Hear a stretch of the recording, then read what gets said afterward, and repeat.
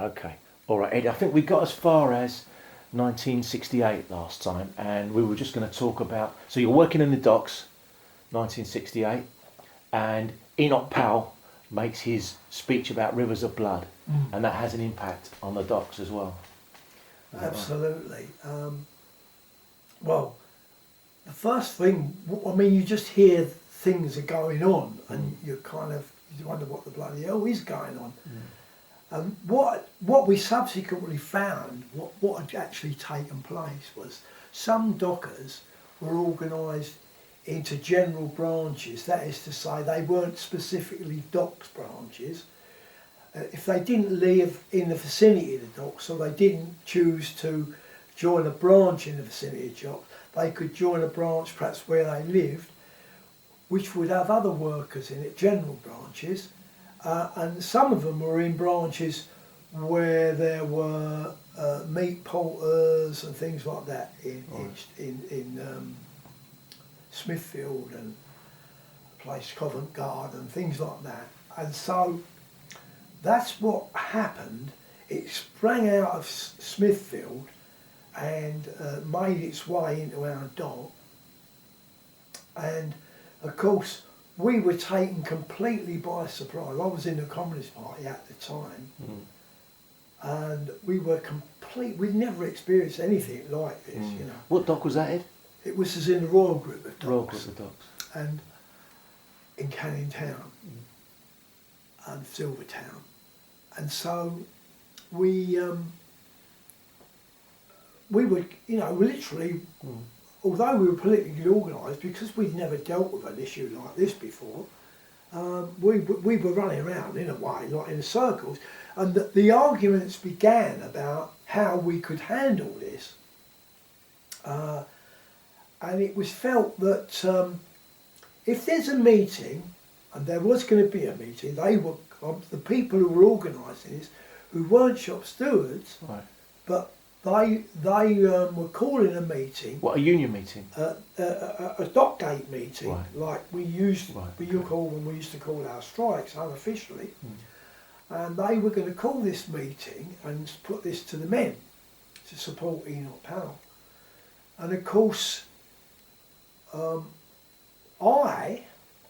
as I said, I'm not even going to that bloody meeting. There's no way I will go to that meeting, because I'm not going to be bound. I'm definitely not going out on strike on this one, because this is an issue that I just can't stand, this kind of stuff, this racism stuff. So I'm not going to do it. So I kind of turned me back on it. Others felt we ought to go to the meeting and try and stop it, which on reflection I should have done.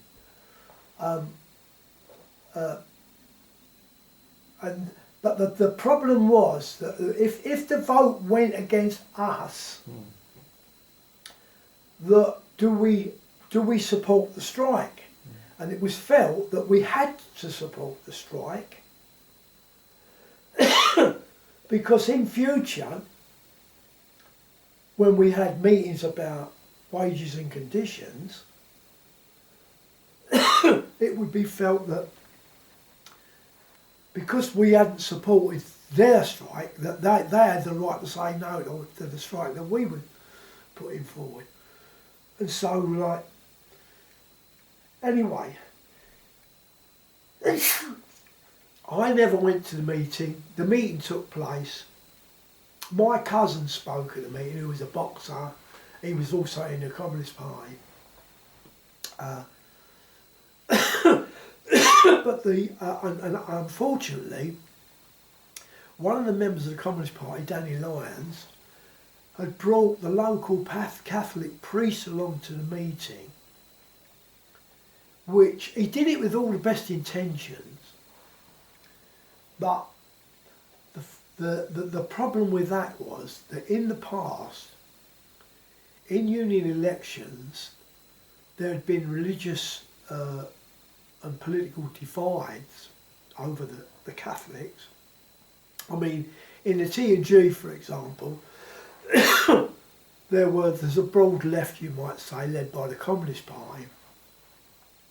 and there was Catholic Action. And so this had died away a bit in the years, but when it kind of revived it, and instead of it being seen as a positive thing, it became a negative thing, and it divided the left. And so the unfortunate fact was that they voted to go. Mm. I was in a gang at the time. I was having rows with my gang.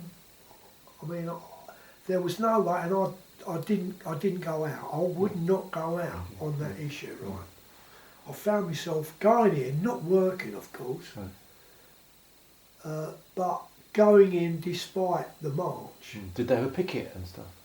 Did they have a picket line? No, they never had a picket, no. Okay. So were you on your, were there other people who'd work as well, or were you on your own? I recall there were a few, but not many. And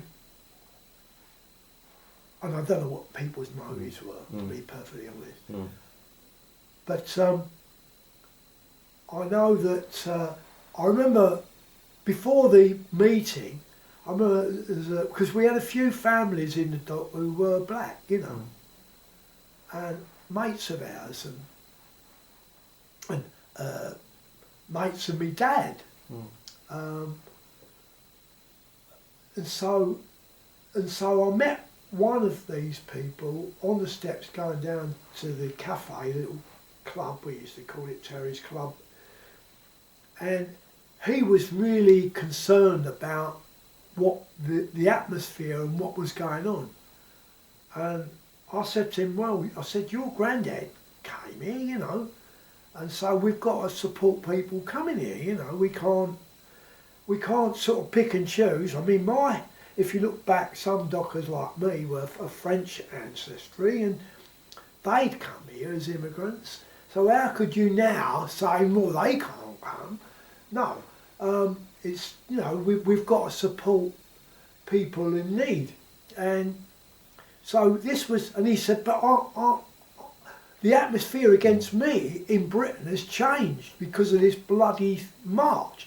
I'm not looked at as black now, not as British, black British or anything. I'm, you know, so these were the kind of, and it was a horrible, horrible time. Why do you think it happened in the dock like that?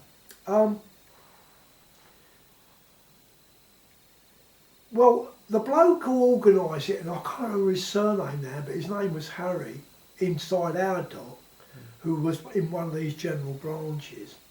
He said to me afterwards, he said, I wish I'd never have started it. He said, because, he said, you know, it was a kind of, we're trying to squeeze a pint in a half-pint bottle. That was his kind of description of it, you know, people coming in, we can't manage it, we can't even manage it for ourselves, and so on. And of course, there's a sort of speck of truth there, because when people come over, where do they move to? They move into the areas where our families all went, which is the East End, the poorer parts of Britain, where they can afford to live, you know, because rents are less there, house prices are less, and so on and so forth. So, you know, and they are an added burden to the health service, to the other services, because the state doesn't compensate that, you know, they neglect to build extra schools, extra services, you know, and so on and so forth. So that's how people think. I'm not saying that I think like that. I think people are welcome, you know, whatever our circumstances, but that's how a lot of people think, you know, and it has a cutting edge.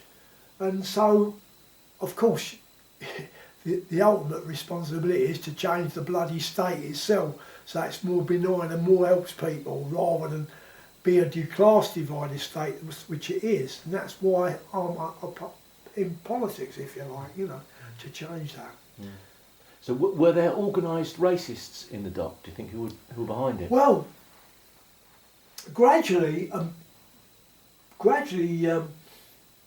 it was through the 1972 strike, this was after 68, that of course the repercussions of 68 were still going in the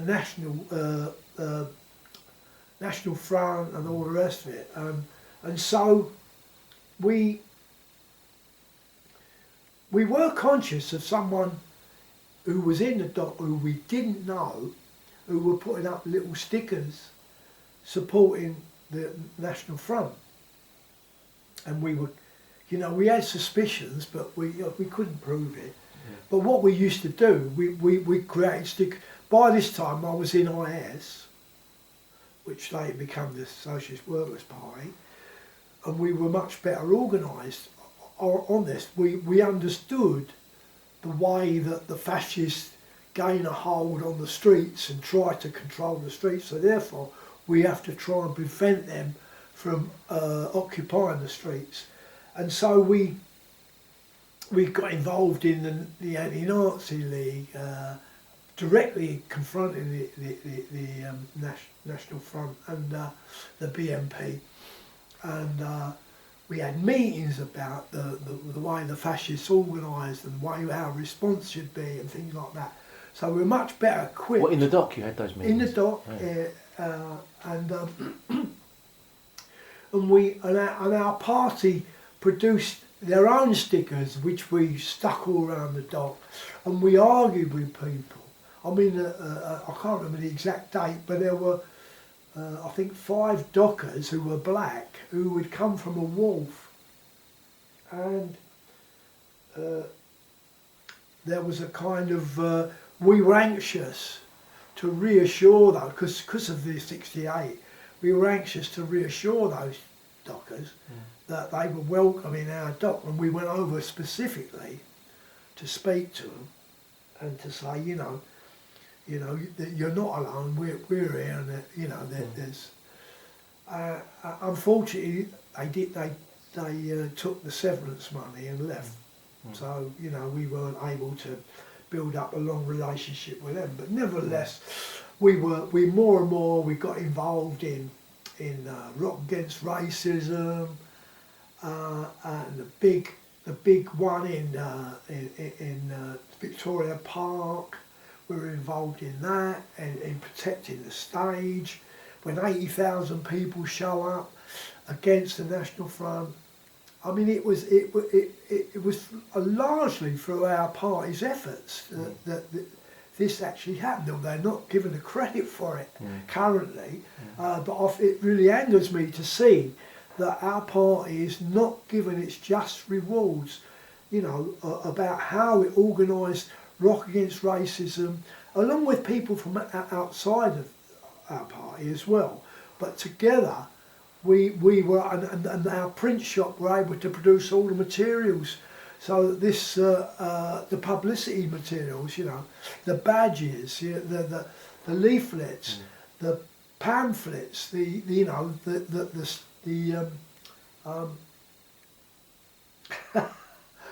gone right out there. Okay. Yeah. So do you think, were you able to make the dock into did you create a barrier to the penetration of racists into the dock after that?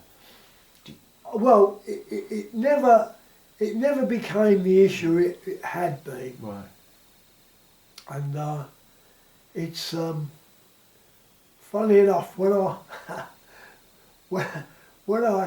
finally got the sack out of the dock, and I went to North East London Polytechnic, there was a lecturer there who was from South Africa, a mixed race lecturer, who automatically thought I was a power light because I was a docker. Oh, right. It was a little bit irritating, because I thought, well, I'm not being picky here, but you left South Africa, you didn't fight apartheid. I fought it in the dock, and yet you think I'm, it's ridiculous. So, it's people making assumptions, and he was quite wrong. I think he found out different, he found out different, but nevertheless, that's how people can make assumptions. Okay, so around that time then, so So industrial confrontation started to develop against the Labour government, against Wilson's government. Was that right? Well, Late yeah, 60s? I mean, Barbara Castle and all that. well, obviously, it was in that period. I think it was 68, wasn't it? I can't remember now when In Place of Strife actually came out. Yeah. You know, now, if you remember, Wilson had got elected on the basis of the white heat of technology. And that's very captivating. Oh yes, a future, bright future, you know, thrusting Britain, you know, improving, you know, make assumptions again, improving living conditions, you know, that's what you assume. But when you look at it, in actuality, it was based on in place of strife. In place of strife.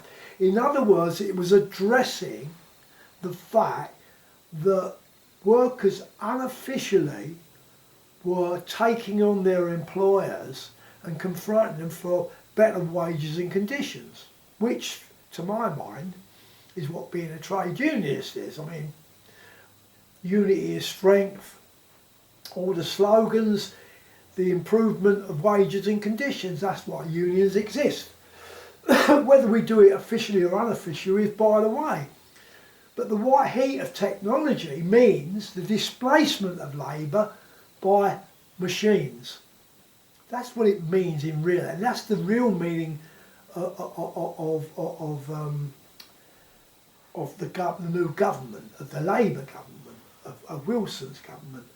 And the fact that he used the left-winger supposed Barbara Castle to introduce In Place of Strife, to sell it to the workers, demonstrates to me how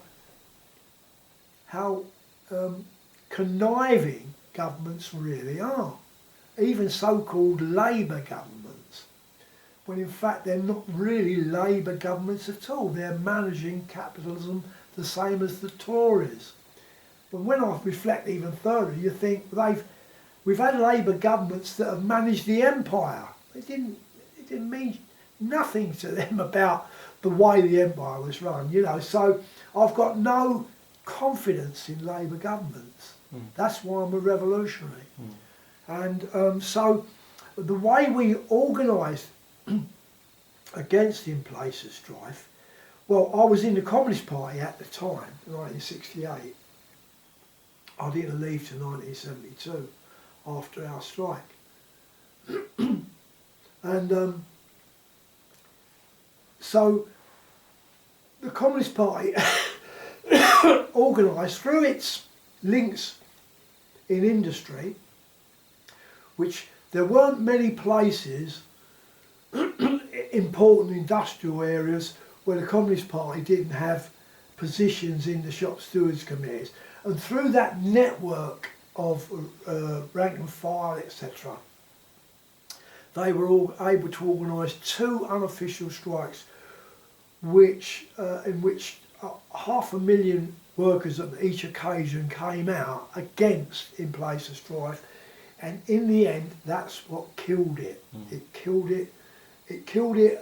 Callaghan actually moved against it, but in fact, it was the movement on the floor, on the ground. And movements generally, if they're big enough and strong enough, they can change things politically, and so it's these movements are so important. So the Communist Party was the vehicle behind that, then? Is that right? The Communist Party. Yeah, the Communist Party. That's to be said. Right. But increasingly, the Communist Party, and this is where I started to separate, partly through Czechoslovakia, but also I was moving away because they had this program where they were no longer a revolutionary organisation. What's it called? The British Road to Socialism. British Road to Socialism, yeah. But if you think about it, what does it mean, the British Road? And what it was arguing that we needed to elect a left Labour government and communist government in order to build socialism within the system. You don't actually have to change, you need to reform the system. That means they've gone away from, from Marx, who's always argued the smashing of the capitalist state in order to make the change. Now they were moving into, you can reform the capitalist state. Well, clearly you can't reform. You can make reforms, but reforms then become, in a later stage, as soon as your back's turned, you're back where you were. So you don't make any, when you think, Labour's existed for 125 years, and where are we in terms of labour and power inside them? It's the Tories that maintain, for every Labour government there's about 3 Tory governments. So you're not moving forward at all. In fact, all the so-called progress that was made in the post-war period under the so-called Attlee government, and there were lots of things wrong with that, because they managed the empire, if you remember. But they, look at the health service now. Look at everything now. Look at education now. I'm talking about in 2022. Look at it. It's an absolute disgrace. And the reason for that is because the way the system works is that, as Marx described, the growth of dead capital and the demise of live capital. In relation, dead capital is growing bigger, and therefore profit is harder to come by, and therefore they need to exploit the workers even more. And in a way, it's a set of contradictory processes, because within that means they have to take workers' wages down, which means consumption falls, and we're in this and we're in a spiral downwards, and that's where we're currently at, and so we need to change that. Okay, all right. And so in place of strife was defeated, and Wilson lost the 1970 election, and then Heath came to power in 1970. Okay, and then he then tried to introduce a compulsory incomes policy. No, well. It was Labour, I think, that introduced the incomes policy. Well, I thought the Industrial Relations Act '71. The Industrial Relations Act, yeah. It was a move on from in place of strife. Labour had opened the way for this to happen by the in place of strife. They didn't manage to make it happen. He then comes in power and introduces the Industrial Relations Act, which set up an industrial relations court that was now going to adjudicate on workers, and they also set up a series of conditions that you had to go through before you could go on strike. And if you broke those conditions, you could be brought before the Industrial Relations Court and fined or imprisoned or whatever. And so, of course, there was a resistance against that. And our industry was being subject to changes that were, what Marx called the mode of production, for example. It wasn't artificial intelligence or anything of that order, but nevertheless, there were forklift trucks becoming quite in the docks. There were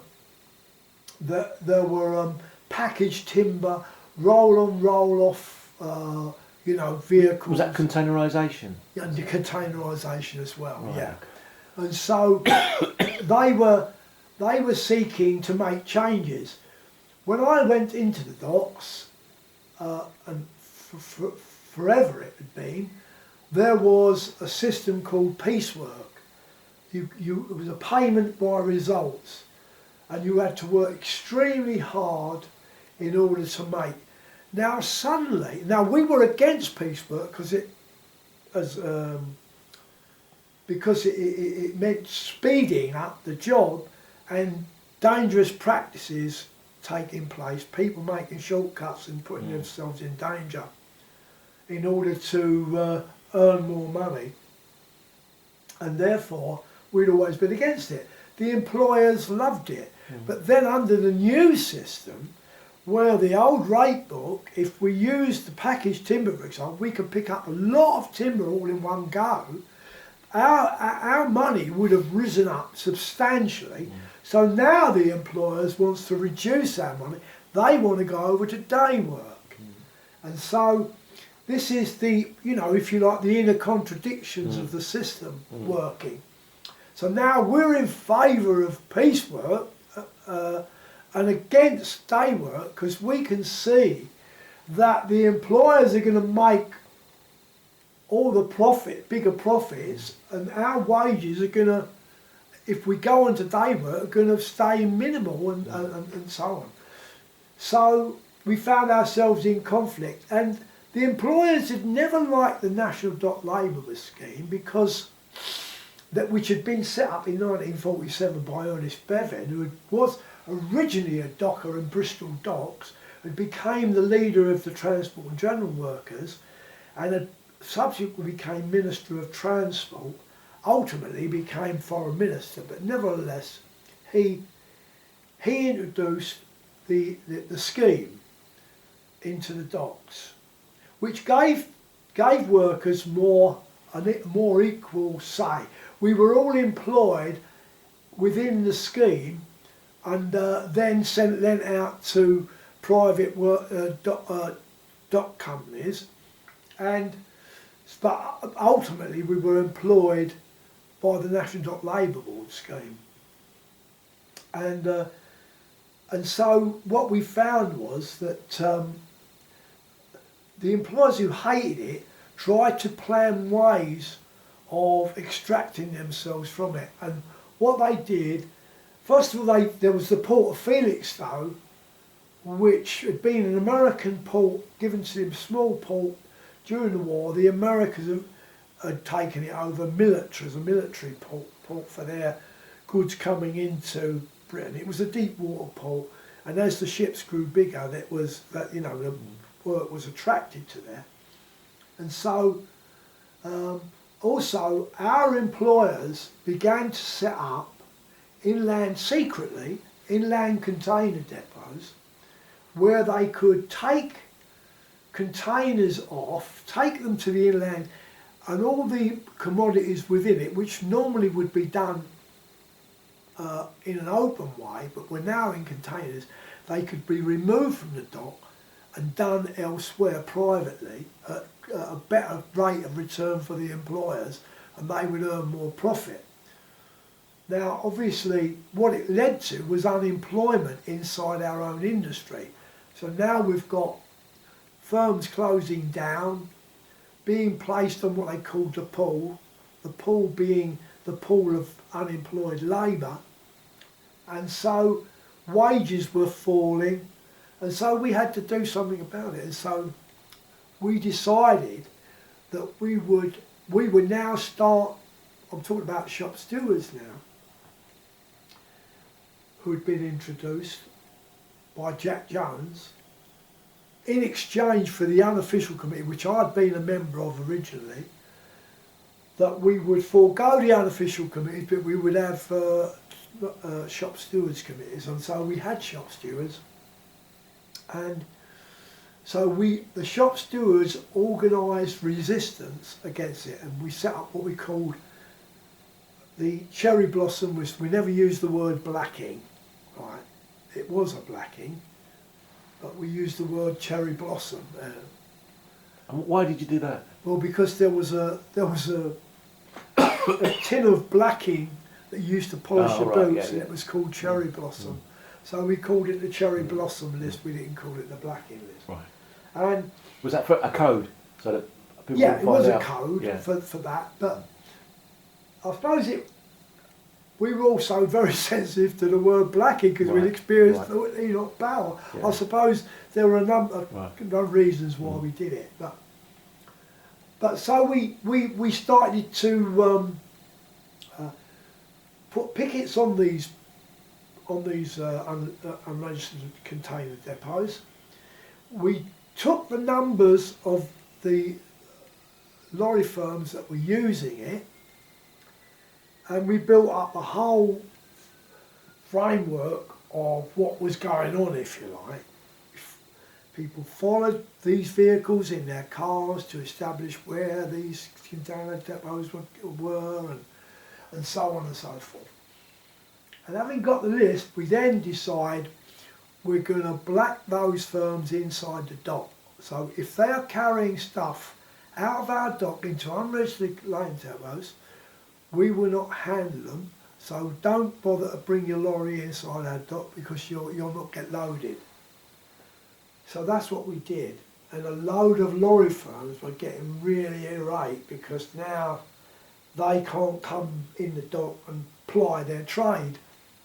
And so lots of them scrambled to try and get off the list and all the rest of it. But this brought us in conflict with the Industrial Relations Court. And to cut a long story short, was quite a long story,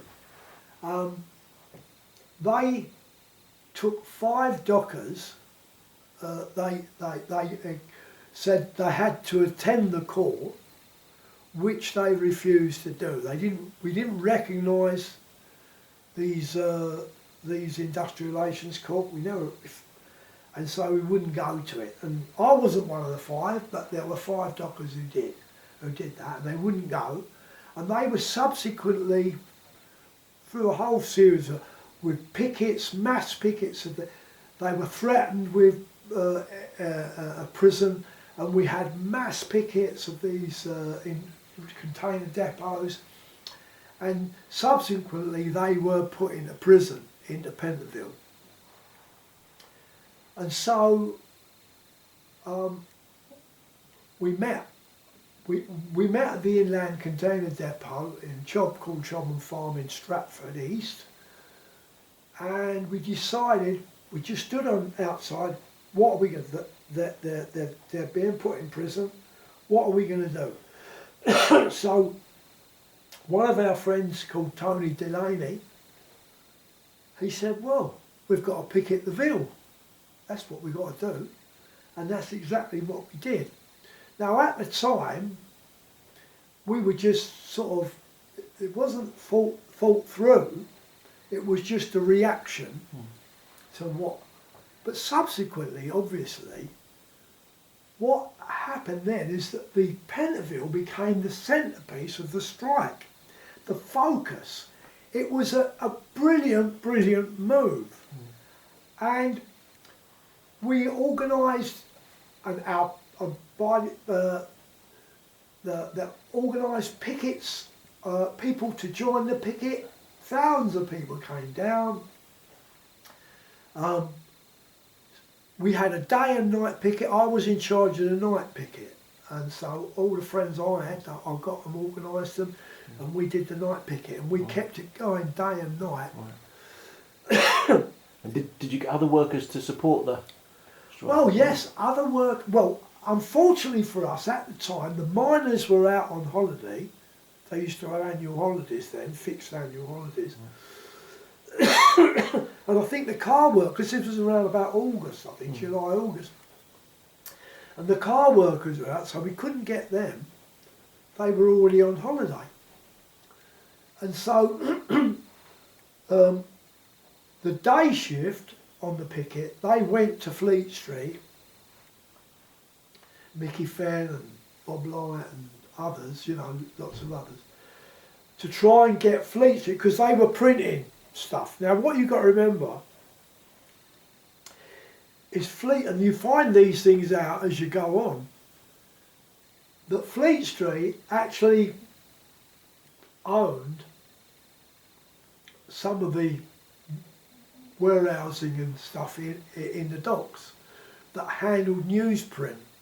So the paper would come over, the big rolls of paper would come over, and they would end up in these warehouses, and they would be used by Fleet Street, etc. So that they had a direct link. They were really partly port employers, if you like. And so they were absolutely running stuff about us in the paper. We were keen to put a stop to it, and that's when they went to Fleet Street. Without to, you know, they ultimately, the first time they went, they never really got a result, but next time they were much better organised. They took a speakers van, they took everything, and they had a march through Fleet Street, and eventually Fleet Street stopped in support. That was a major, major victory, because it stopped the pernicious stuff that was coming out of the... And was that the Communist Party networks in Fleet Street and on the docks that pulled that together? Yes, it was amalgam, if you like, of Communist Party, yes. But also other left workers as well. Right. Some, if you like, much more strident than people who were in the Communist Party, you know. But so that was a major victory. Now, of course, there were three. There were the main actors in this whole episode was us, the dock workers, the employers, of course, the government, and of course our trade union officials, because this was an unofficial strike which grew and grew and grew as time went on. And remember, this was a national dock strike, a national dock strike. Everyone had just walked out. We had no pickets on the gates. We didn't need pickets on the gate, because the slogan was, if five are in, why aren't you out? You know, and so, so those actors, the government didn't want the strike, the employers didn't want the strike, and neither did the trade union officials. I mean, imagine if an unofficial strike is successful, what do you need trade union officials for? So they had a vested interest in getting this wrapped up. Those other three actors. Of course, these are thoughts that have come into my head subsequently. At the time you're engaged, you're not thinking. And so the union decides to pressurise the TUC to call an emergency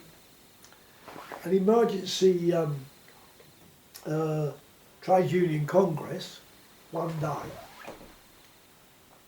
at which Jack Jones, who was the leader, the left leader of the Transport and General Workers, and Hugh Scanlon moved resolution to the effect that they call a one-day national strike, and that was subsequently passed. The strike never happened, because the strike, when you look back, you can see it was a means to an end. It was a means to put an end to our strike. Because then the union made our strike official, therefore taking the reins of the strike away from the shop stewards and the rank and file into their hands. Now they were saying, oh, we've got a committee of inquiry, Aldington Jones inquiry. Now, Aldington was Lord Aldington, Toby Aldington, who had been the chair of the Conservative Party. So these are the inquirers. And so we were left at home for 3 weeks doing nothing, until subsequently they called meetings, and this is the perniciousness of it. The trade union officials, i.e. Jack Jones and co, called 2 meetings at 10:30, I think it was. One was in Tilbury docks, which was a modern port, which had all the containers and all the modern methods, who were actually taking work away from the more traditional ports anyway, and Southampton, which was another modern port. And they sold them the idea of the Aldington Jones Committee that they were going to deal with this issue of the unemployment and all the rest of it inside the more traditional docks. Then they called a meeting, I think it was at 2:30 or something like that, in the afternoon anyway, at Cumberland Road of Howard Docks, London, in London, central London area. But the employers in Tilbury, the port employers, had laid on buses to bus people from Tilbury into our docks to take part in our vote. Now just think about that. You don't organise, shed loads of buses down in a couple of minutes. That has to be organised. So it's clear that the trade union and the employers had been discussing this discreetly between themselves, and they'd organised these buses, and that they were given time and told exactly when the meeting was going to take place, so they had time to organise the buses to try and get this thing wrapped up. And that's precisely what happened. They came to our dock, they sold this line to workers, and of course I wasn't fooled by it at the time.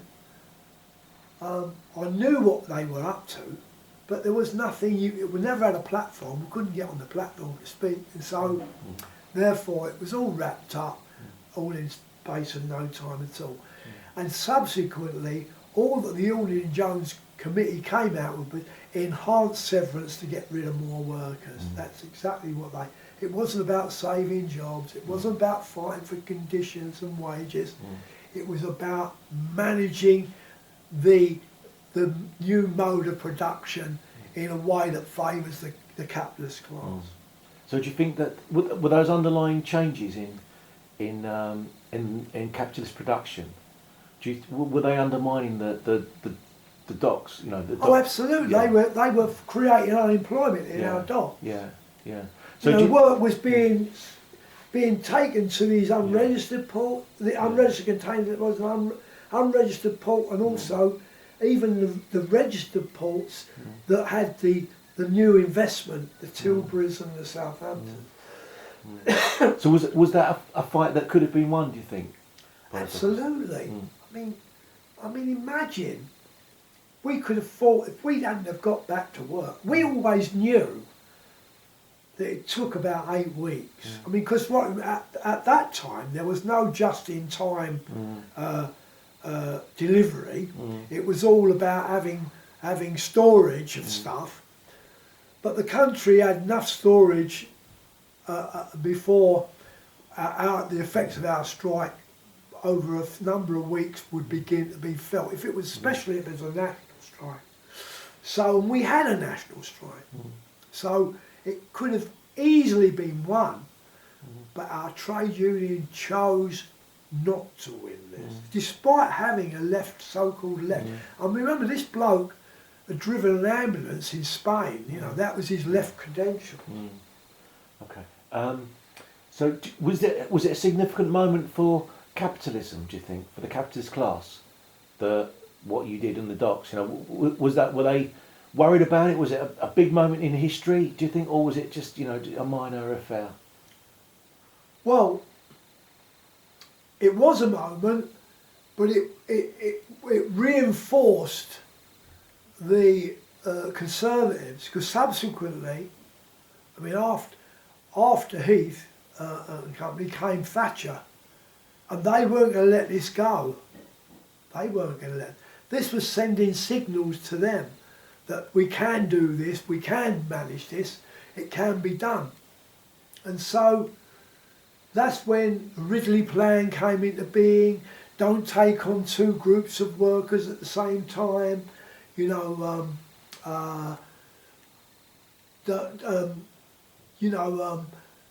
if you're going to take on the miners, build up the coal stocks and all the rest of it, and then of course ultimately using the money from oil, the North Sea, the money from that went into paying all those police officers overtime wages when they sent Metropolitan Police up into the coalfields and all the rest of it. So you can see that, you know, what we've experienced under Thatcherism, you know, and then even Blair and Brown, who still got a platform today in the press and that. But when you look, what did Thatcher say about, when asked about what her greatest achievement was? Tony Blair. It's basically, for 2 years when Blair and Brown got in, they carried out the continuation of Tory policies. It's only when it was coming to look that we need to make adjustments for the election and have an investment in the health service that they began to somewhat change. But in what way did they change? I mean, what did Brown do? He went off book, accounting, double accounting. He introduced PPI. In other words, private investment into the health service, which we can see the Tories saying we're putting more money in. Yes, but it's being extracted by the private sector. It's being extracted all the time. And what is happening to the health service? What has happened? Well, I mean, I'm all against the police because I understand that they are a force. They're a force, and they're a force used against the working class ultimately. But look at the breakdown in the police. I mean, the recruitment in the police. We're all seeing it. The sexist, horrible people that are being recruited. And these are people that are supposed to be the law. They are the law. It's a true reflection of the law. And then you look at education. You look at every avenue. The Tories have been now in 12 years. And where are we headed? Into a worse condition. Inflation up, and unemployment will be growing, will grow. We all know that we're going into a recession, and part of the reason for the recession is they're deliberately not using Keynesian policies, which I don't think work anyway, but truthfully, they're not using Keynesian policies. It's the austerity that they gave us in the beginning of Osborne. Who do they represent? I think Osborne's father was a banker, you know. Who bails out the banks? The taxpayer, not the government. The taxpayer bails out the banks. And who are the taxpayers? The people who pay taxes, not the people who don't pay taxes or don't pay as much tax as they should do. They avoid their tax, and that's perfectly legal. That's the system we live in.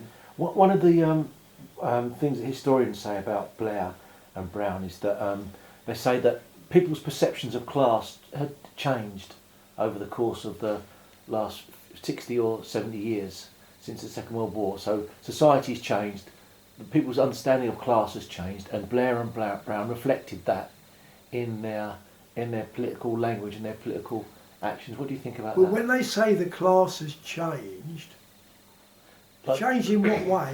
In the sense that more I think, aspirational. Yeah, I think so. The idea that the historians argue that the language that is used now and people use is to describe themselves is a working person rather than a working class person, a working person or hard-working families and things like that. Well, I go back to Marx. Marx said that the ideas prevailing in society are the ruling ideas. They deliberately they feed in through their organs like the press and the TV and all the rest of it. They feed in this aspirational notion, which clearly is impossible. We can't all be capitalists. It's ridiculous. No, you can have an aspiration to be, but most people, even if they, some succeed, 99% don't.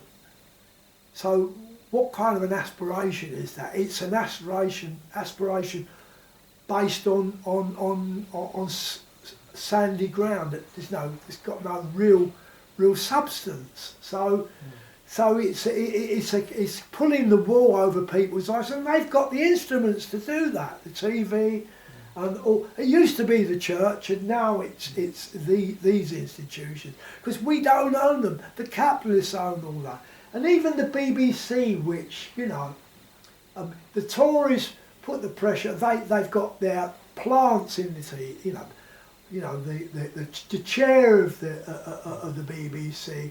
They're always in favouring the system that exists. The monarchy, the institutions that exist that we're all supposed to pay attention to and give credence to. It's ridiculous. It's a show. And the British ruling class